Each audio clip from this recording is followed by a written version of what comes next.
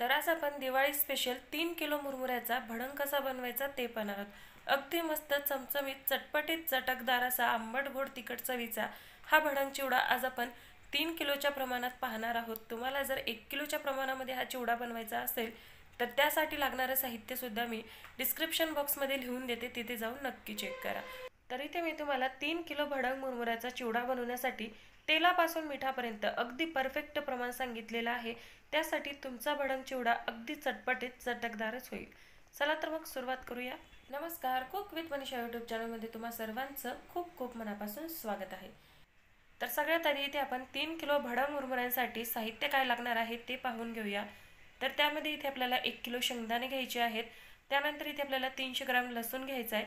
तर लसूण अशा पद्धतीने जाडाभरडा ठेचून घ्यायचा आहे. त्यानंतर इथे आपल्याला अर्धा किलो फुटाण्याची डाळ म्हणजेच डाळ्या वापरायचा आहे आणि पाव किलो इथे आपल्याला पिठी साखर लागणार आहे आणि एक मोठा बाउल भरून इथे आपल्याला कढीपत्ता घ्यायचा आहे. तर हे झाले आपले कोरडे साहित्य. मसाले काय वापरायचे ते आपण पुढे पाहणार आहोत. तर सगळ्यात आधी इथे मी गॅसवरती एक मोठी कढई गरम करायला ठेवली. त्यामध्ये 1 किलो तेल गरम करायला ठेवलेलं आहे. 1 किलो तेल आजच्या आपल्याला ह्या मुरमुऱ्यासाठी लागणारच आहे. त्यासाठी सुरुवातीलाच मी इथे 1 किलो तेल घातलं. त्यामध्ये इथे आपल्याला 1 किलो शेंगदाणे घालून छान असे खमंग कुरकुरीत होईपर्यंत घ्यायचे आहेत. तर इथे पहा, इथे आपले शेंगदाणे जे आहेत ते छान असे खमंग असे तळून झालेले आहेत. शेंगदाणे अगदी छान असे खमंग तळले की चिवडा सुद्धा खायला खूप छान लागतो. त्यासाठी शेंगदाणे इथे आपल्याला अगदी छान खमंग होईपर्यंत तळून घ्यायचे. शेंगदाणे तळून झाले, कढईतून बाहेर काढून घेतले. शेंगदाणे काढून घेतल्यानंतर त्याच तेलामध्ये इथे आपल्याला अर्धा किलो फुटाण्याची डाळ घालायची आहे आणि ती सुद्धा छान अशी खमंग तळून घ्यायची. फुटाण्याची डाळ तळण्यासाठी खूप जास्त वेळ लागत नाही. त्यासाठी गॅसची फ्लेम मोठी करायची नाही. मिडियम हीटवरतीच आपल्याला ही फुटाण्याची डाळ सुद्धा छान अशी खमंग होईपर्यंत परतून घ्यायची म्हणजेच तळून घ्यायची आहे. तिथे पहा, इथे काही मिनिटानंतर इथे आपली फुटाण्याची डाळ जी आहे ती छान अशी खमंग तळून झालेली आहे. हलकासा कलर बदलला की लगेचच ही फुटाण्याची डाळ आपल्याला काढून घ्यायची आहे. इथे मी संपूर्ण फुटाण्याची डाळ सुद्धा ह्या तेलातून काढून घेतलेली आहे. फुटाण्याची डाळ काढल्यानंतर त्याच तेलामध्ये इथे आपल्याला लसूण घालायचा आहे आणि लसूण सुद्धा छान असा खमंग परतून घ्यायचा आहे.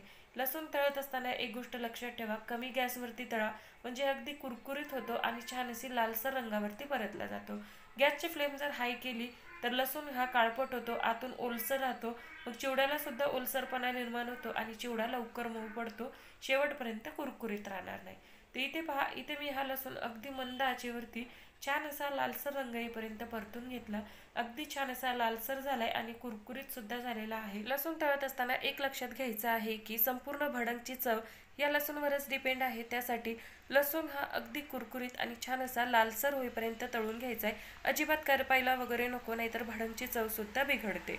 तर इथे मी संपूर्ण लसूण तेलातून काढून घेतला. त्याच तेलामध्ये इथे मी मोठी वाटी भरून कढीपत्ता घातलेला आहे. कढीपत्ता सुद्धा इथे आपल्याला छान असा कुरकुरीत होईपर्यंत तळून घ्यायचं आहे. घातलेले संपूर्ण साहित्य इथे आपल्याला छान असं कुरकुरीत होईपर्यंत तळायचं आहे. तर इथे आपल्याला तळलेले संपूर्ण साहित्य अगदी छान असे कुरकुरीत तळून घ्यायचे आहेत. एका जरी साहित्यामध्ये थोडा जरी मॉइश्चर राहिला तर चिवडा सुद्धा लवकर नरम पडतो, मऊ पडतो. त्यासाठी इथे आपल्याला संपूर्ण साहित्य अगदी व्यवस्थित असं कुरकुरीत होईपर्यंत तळून घ्यायचं आहे. इथे आपला कढीपत्ता सुद्धा छान कुरकुरीत असा तळून झाला. तर इथे मी संपूर्ण कढीपत्ता काढून घेतला, गॅस बंद केला आणि तेल कोमट करून घ्यायचंय. अगदी कोमट करून घ्यायचं आहे. जरा सुद्धा तेल गरम असायला नको, नाहीतर इथं साहित्य जे आहे ते करपू शकतं. तर आता यामध्ये आपल्याला पोहे खायच्या चमचाने 8 चमचे लाल तिखट घालायचे. सुरुवातीला मी चवीला तिखट असणारं लाल तिखट घातलं. 8 चमचे लाल तिखट घातलं. त्यानंतर 3 चमचे काश्मीरी लाल तिखट घातलं. त्यानंतर 3 किलो मुरमुऱ्यासाठी बरोबर 3 चमचे इथे आपल्याला हळद घालायची आहे आणि 4 चमचे इथे आपल्याला गरम मसाला घालायचा आहे. गरम मसाला इथे तुम्ही कुठलाही वापरू शकता. तर इथे आपल्या संपूर्ण साहित्याचं प्रमाण जे आहे ते अगदी परफेक्ट आहे. ह्यापेक्षा जास्त किंवा ह्यापेक्षा कमी सुद्धा घालू नका. जास्त घातलात तर अति तिखट किंवा अति खारट होईल, कमी घातलात तर चव लागणार नाही. तर सगळ्या शेवटी यामध्ये पोहे खायच्या चमचानेच 8 चमचे इथे मी मीठ घातलेलं आहे आणि आता हे संपूर्ण साहित्य आपण छान असं मिक्स करून घेऊया. मसाले घातल्यानंतर तेलामध्ये तुम्ही पाहू शकता, तेलामध्ये अगदी हलका यामध्ये फेस यायला लागलेला आहे. म्हणजे इथे आपलं अगदी कोमट तेल आहे. गॅस बंद केलेला आहे गॅस अजिबात चालू करायचा नाही। संपूर्ण साहित्य तळून झालं का तेल कोमट करून घ्यायचं आणि त्यामध्येच इथे आपल्याला इतर साहित्य घालून घ्यायचे।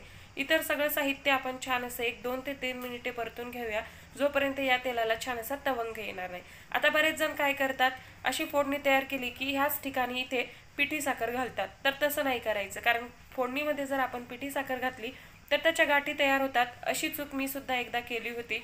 मग त्या गाठी कितीही मिक्सरमध्ये फिरवा, कसेही फिरवा, त्या अजिबात मोडल्या जात नाहीत। त्यासाठी पिठी साखर नंतर शेवटी वापरायची। तर इथे आपले छान असं तेलाला तवंग आलेला आहे। सगळ्या शेवटी यामध्ये पोहे खायच्या चमच्याने 3 चमचे लिंबाचा रस घालायचा आहे। लिंबाचा रस यामध्ये नक्की घाला। भडंगमध्ये लिंबाचा रस घातला जातो, त्याने याची चव अगदी दुप्पट वाढते।